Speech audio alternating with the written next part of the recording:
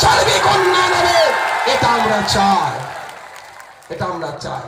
কিন্তু আপনাদের জানিয়ে রাখি, একটা বড় চক্রান্ত চলছে।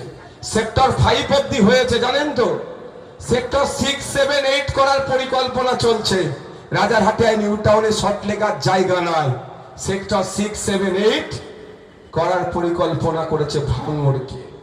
ও একদিন বক্তব্য দিতে দিতে মুখ ফসকে একটা কথা বলে ফেলেছে।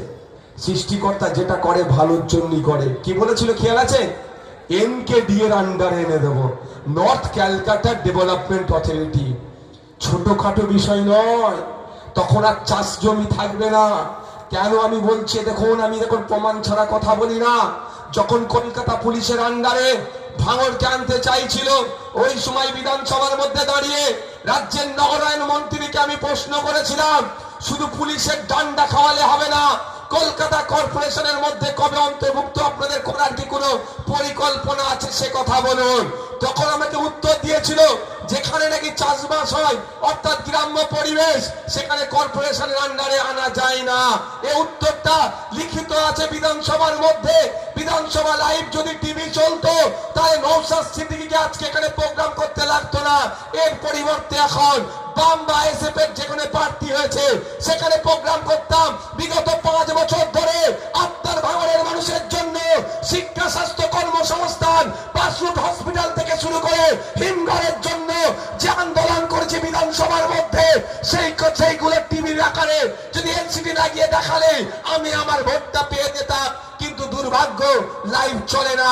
তারপরে বলছি, মন্ত্রী মহাশয়কে প্রশ্ন করেছিলাম, মন্ত্রী মহাশয় উত্তর দিয়েছিল, যেখানে গ্রাম্য পরিবেশ থাকে সেখানে কর্পোরেশনের আন্ডারে হয় না। তাহলে মাথাটা কোথায় মেরেছে?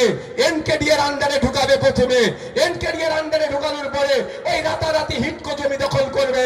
যেরকম একটা রাতে 250 বিঘা জমি, বাস্তু জমি, কৃষিজ জমি, ব্যক্তি মালিকানা থাকার পরে 250 বিঘা জমি রাজারহাট নিউ টাউন থেকে বেদখল হয়ে গেল, অর্থাৎ হিটকো দখল করে নিল, তার নামে কাগজ তুলে নিল। তবে আগামী দিনে এই ভাঙড়ের মানুষকে এইভাবে শোষণ করার জন্য 50,000 বাড়ির টোপ দেওয়া হচ্ছে, যাতে করে ওরা জান ভাবছে যে এই 50,000 মানুষ যদি আমাদেরকে 2টো করে ভোট দেয়, 1 লাখ ভোট পাবো, তাদের জনপ্রতিনিধি হয়ে যাবে। আগামী দিনে ভাঙড়ের জমি নিয়ে সেক্টর 6, 7, 8 তৈরি করব, অথবা এখানে ইন্ডাস্ট্রি বানাবো এবং সাথে সাথে এয়ারপোর্ট করব। এই সমস্ত জায়গাগুলোকে বুল্লু চাঁদে ভেঙে দখল নেব। তখন জনপ্রতিনিধি নওশাদ সিদ্দিকী থাকবে না, বুক চিতিয়ে লড়াই করার মতো কেউ থাকবে না। এই ধান্দাকে সামনে রেখে 50,000 বাড়ি দেওয়ার গল্প শুনিয়ে